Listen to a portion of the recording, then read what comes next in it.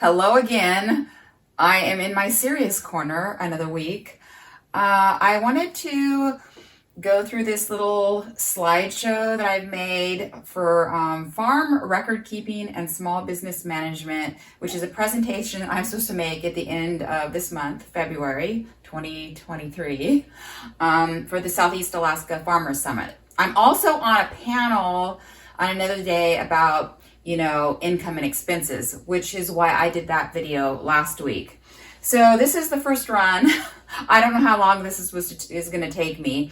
It's going to be a 45-minute presentation, but that includes question and answers. So I'll probably do like less than a 30-minute presentation. So let's see how this goes. So let's start the slideshow. Okay, so just quick overview of my farm. Ivy Patch Produce is what it's called. I'm in Wrangell, Alaska. The area of my farm that I was growing and selling in is about 50 feet by 40 feet, plus two 10-foot by 20-foot tunnels. And my beds were about 10 beds, 40 feet long, 2.5 feet wide, and then there was an additional 8 beds that I started growing some other stuff in at the beginning of spring as I expanded the garden. Eventually I'd like to expand to a 100-foot by about 65-foot space, and I've applied for an NRCS tunnel, which will be about 22 feet by 48 feet if I get it. I've been growing here in this location since 2018, but I've been only selling larger amounts of stuff since 2020. So that's 3 years, right? And in 2022, I sold about $5,700 out of that small space, plus home use was about $2,745, so about $8,445 total in value from that garden space. I do about 20 individual direct delivery to homes, plus 2 restaurants, although last year I didn't have enough basil really to get much to one of my restaurants. I sell every Friday from about the beginning of June through the end of August. And so I'm going to be talking about record keeping for growing and also for sales. And we can look a little bit more closely in the Q&A if people want to, look at something more closely that I've talked about. I'm going to kind of zip through it. I hope to do less record keeping in the future. Some things that I'm, having to kind of document, like maybe even temperature logs and things like that I won't maybe need to do in the future because I'll kind of know what's going on. So this is just a picture of the garden in 2021, the place that I gardened in really in 2022 as well. But then early in the spring of 2022, I got a new area that I was gardening in. So here you can see in the 2022 season where everything was growing in both areas. And you can see in the foreground, that's where I'd like to expand even farther to grow in. Okay, so most of my paperwork and my record keeping I do in a document in OpenOffice, which has a number of different tabs with spreadsheets. So that's what this is, and I'll go through those more in detail in a bit. And then I have a planting calendar. I realize I'm a visual person, so I want to see the things, like if it's just off in some little document somewhere in a spreadsheet, then, it's hard for me to so I actually have a calendar, and I write down when I'm going to plant things out and when I might harvest things and stuff like that. And then this is just a close-up of that. For example, plant out lettuce, third succession, etc. For my sales, I eventually input all the data into what's called an Invoice Simple. I do print out invoices for the restaurants and one main customer that does buys a lot from me. And I'll talk about that a little bit later as well. I also have files, paper files of like just general notes that I've written down, any grants that I'm doing, my seed orders, tools and other materials, my city and federal taxes, and then like equipment information, like if I have some information about the Jang seeder or something like that. And so that's just in an accordion file. So going into more detail about my OpenOffice spreadsheets, and this just looking at the first tab. This is my northeast crops. Now I have 4 different quadrants in my garden that I've identified. So the old garden area is in the northeast area of the garden, and so then I expanded into the northwest area of the garden. And next year I'll have an expanded area into the southwest area, and then hopefully eventually I'll have a southeast area where I'll be gardening as well. So I identify all of my beds and stuff according to so for example, northeast is this area here. And in a little bit, I'll look at this little pink area a little bit closer so you can kind of see better. But so what I have is I have the crop. I had put down what the crop was before, the year before, so I know what to do as a rotation. I started just documenting like how many bunches or the weight of like lettuces that I harvest. And I actually put it down into this visual spreadsheet in the location of the bed so I know where it's at. So let's take a closer look at, oh yes, and then I have my greenhouses here on the edges where I had basil and cucumbers. So taking a closer look at this, I actually go ahead and document, what cut was it? Was it cut 1, or did I a second cut from, like this is the lettuces, what the date was, how many pounds I got.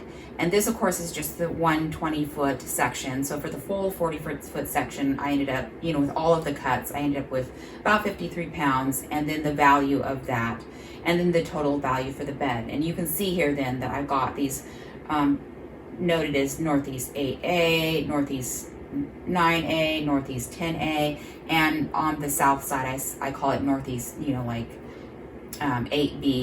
9B, 10B. So then because I kind of usually plant based on like 20-foot sections or a full 40-foot bed.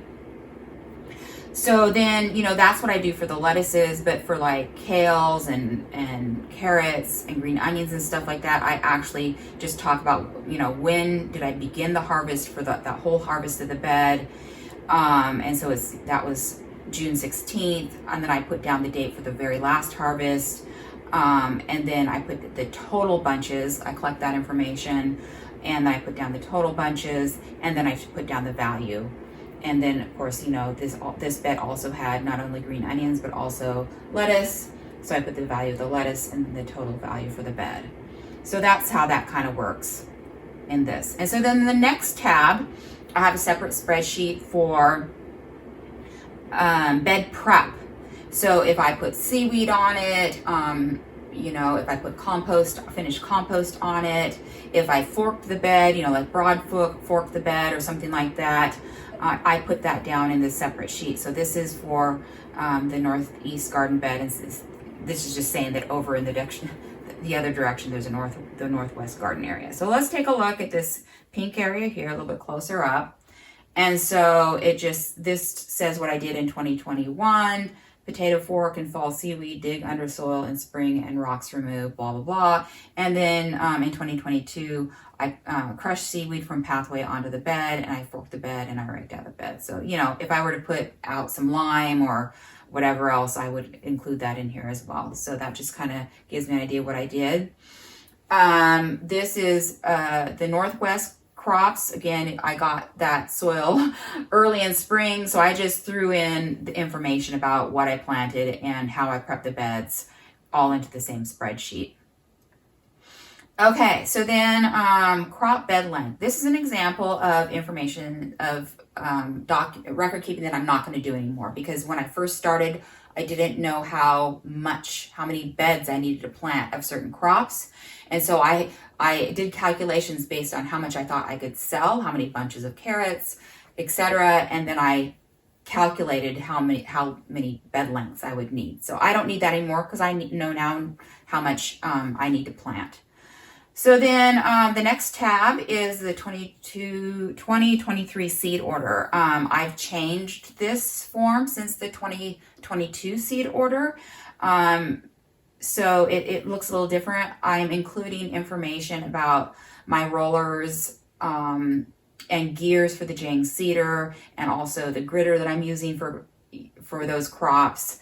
and I'm including some basic information about the rollers and gritters and transplant stuff. And so now I'm calling this document, the seeds and starts, because I now have things standardized a little bit more, so I don't need to keep documenting, what I'm doing. So this is looking at my seeds and starts form on the left-hand side. And so I just have the name of the crop, where I'm buying the seeds from, the seed identification from the catalog, whatever. Days to maturity from the catalog, what it's supposed to take, days to maturity in my garden. I haven't filled that out yet. So again, Jang roller, the Jang gear that I'm using, and what spacing that gives me, in-row spacing, how many rows I have. So now how many plants per bed that will be. I will end up, if I'm using transplants, I will use blocks, soil blocks that I have a tray where it's standard 72 per tray, and so I will end up with more plants than I would need to plant out. So I just want to know what that is. How many seeds per soil block I'm going to put in there. The seed count. So then if I have multiple seeds per cell, then I will need more seeds. And then sometimes it's just like I know what the weight of the seed I have per bed, and so I want to know what weight it is. And so then that's the left hand side of that spreadsheet close up. And so let's look at the right hand side of that. So then once I've looked at how many seeds I need, I want to write down how many beds I'm going to plant. And then I can find out then how many total seeds I'm going to need for all of those beds I'm going to plant, how many flats of soil blocks that's going to come to, and then how many wet bags of transplant soil I'm going to need based on those values. So then this is just, kind of the seed pack name, ounces. Sometimes they do it per count, and then the cost of the seeds, and then I'll get my total cost. And then I have some notes, and then like I said, I've been putting down, just basic information about the gritter that I use or things like that in the column there. So then the next tab in my spreadsheet document is a temperature log, and we'll take a closer look at this. I take temperatures from March through October, and so I actually print this out and I write everything down in manually, and I keep that way because it's just easiest for me to do it like that rather than trying to enter it into the computer. So close up of that, I do a daytime temperature, a nighttime temperature. This is just outdoor temperature. I'll do a greenhouse temperature. Sometimes I don't always get that. And then I do the weather, whether it was raining or whether it was sunny or whether it was just overcast, because that helps me sometimes when I go back. Well, why did it take this thing so long to start, or this didn't germinate well? And so I've looked back and like, oh, okay, yeah, well, I didn't get any sun for a whole month or something like that, So that's been helpful, although I may not do this record keeping eventually. I may make a few graphs and kind of just see how things look over the years, and this giving me information about, okay, well, when is the general time that I can plant basil out into the greenhouses? When does it get warm enough and things like that? So yeah, and then the next tab in my spreadsheet notes is just garden notes. And it just has the date and notes.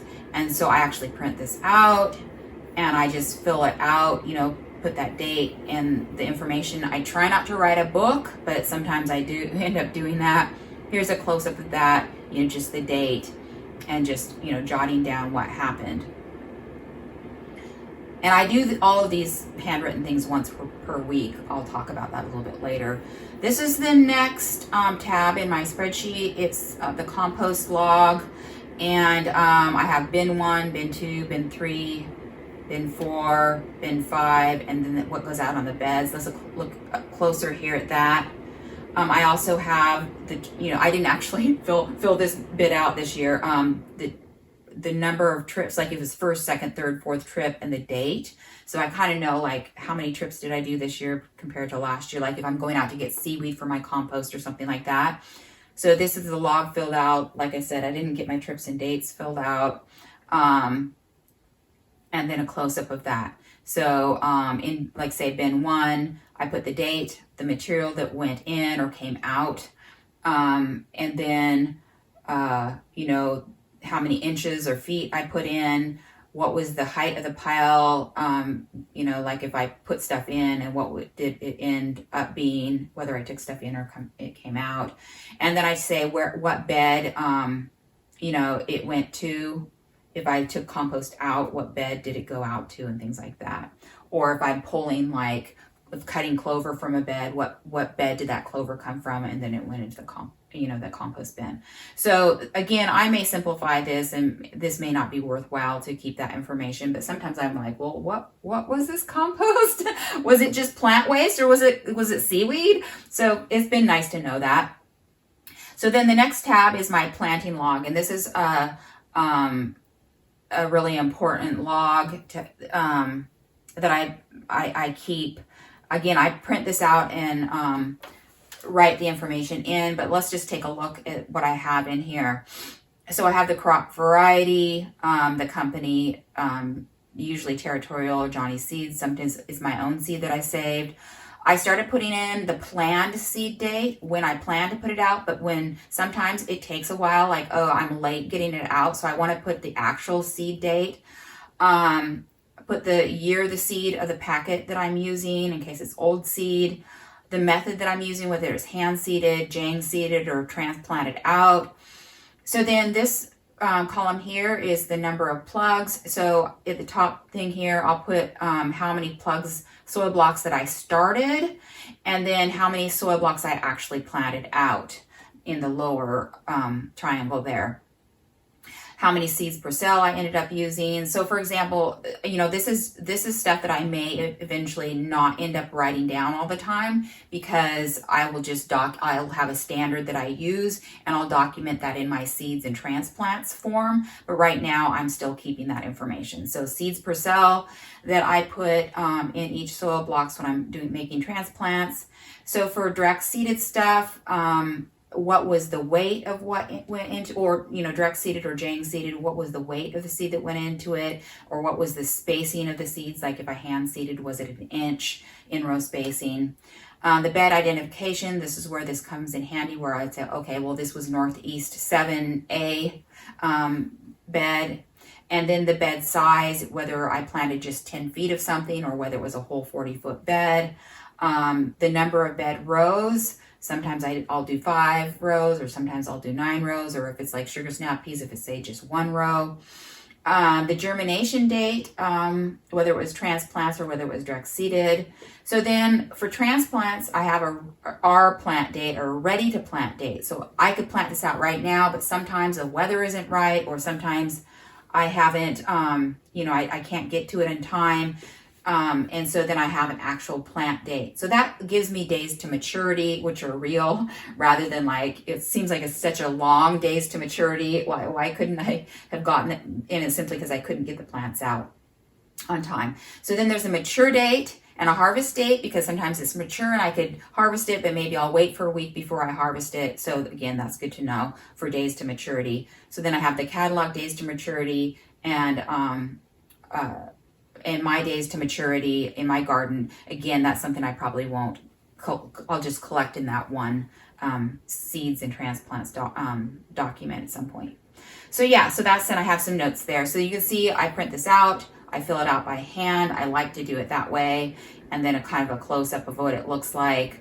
I've got, you know, like the crop variety, where the seed came from, the company, planned seed date. Here, this is when I actually seeded it, the year of the seed. You know, I put down, okay, I used a 1.5 inch soil block, so it's a transplant. I planted, you know, I had 30 transplants, but I only put out 24, 1 seed per cell. So it's just kind of like, that's how that looks. So then my next tab in my set of spreadsheets is a winter harvest log. It's separate from what I do during the main harvest, where I do retail sales and my own personal sales on the same sheet. This is separate. It's just me and what, like, carrots I might be pulling out of the garden, or even the basil that I'm growing in the greenhouse, so that I can tally up my personal use sales, because it's nice to know that value. So this is my main sales sheet. I just did a kind of a template because I didn't want to share everybody's personal information on here with people's names and stuff like that. So let's take a close-up of this is what I use every week when I'm selling for both my retail and my wholesale customers, plus my personal use gets put in here.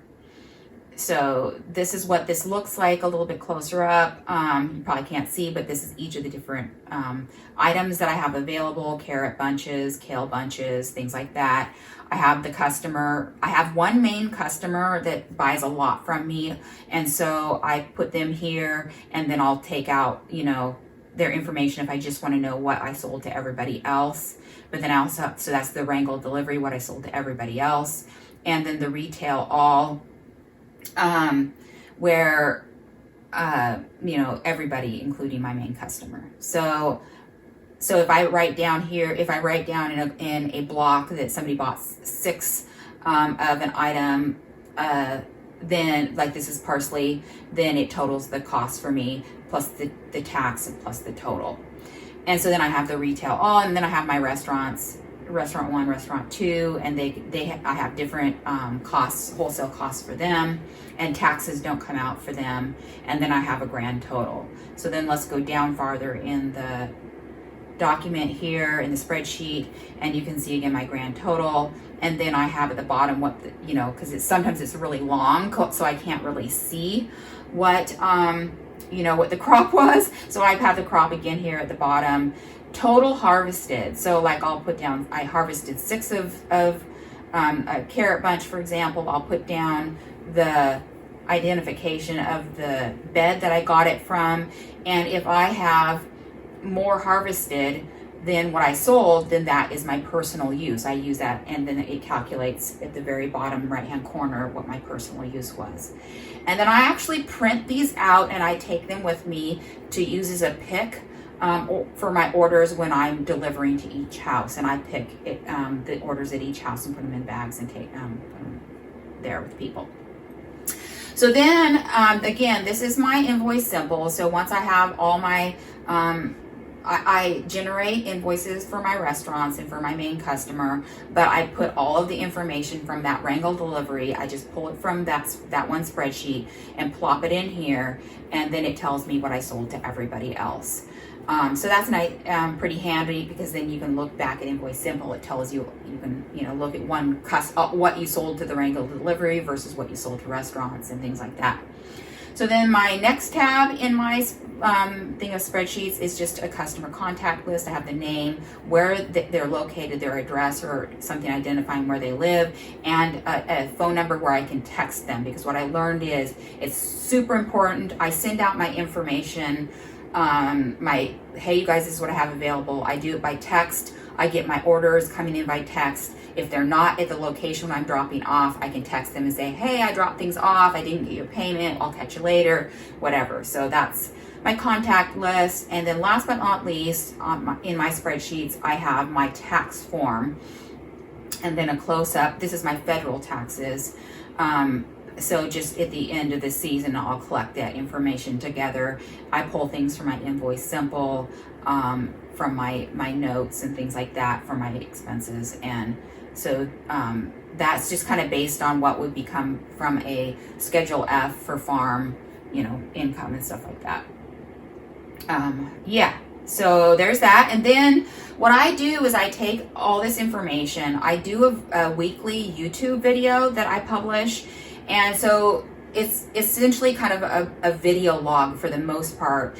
And I go, you know, after Friday, after I've sold everything, I make my video. I put it out usually Saturday night or Sunday morning, and then I do all of I kind of look at my video, and I fill out my notes. I don't do, except for like temperature logs, I don't do it every day because it's just like too much of a pain in the butt. I sit down and I just kind of fill everything out.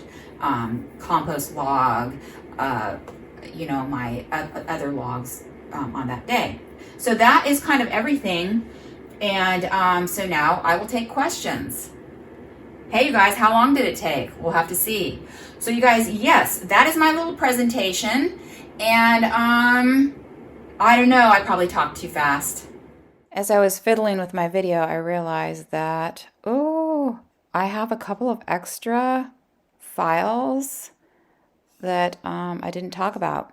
So here's my spreadsheet documentation file that I talked in detail about, but I also have a file on marketing, so that the texts that I send out each week to customers, for example, any orders and stuff like that, like seed orders, I'll usually put in here, although I didn't in 2022. Visuals that I might use on Facebook or something like that, the garden and different produce things. And also I have a to-do list. Let's just zoom in here. And so yeah, I like to cross things off and leave them there to see how much I got done. And then the other things I need to get from other places. So there's that. And also, I forgot about my Facebook page. So it's not really record keeping, but I do keep a Facebook page and kind of let people know what's available, kind of just generally and stuff like that. So there's that.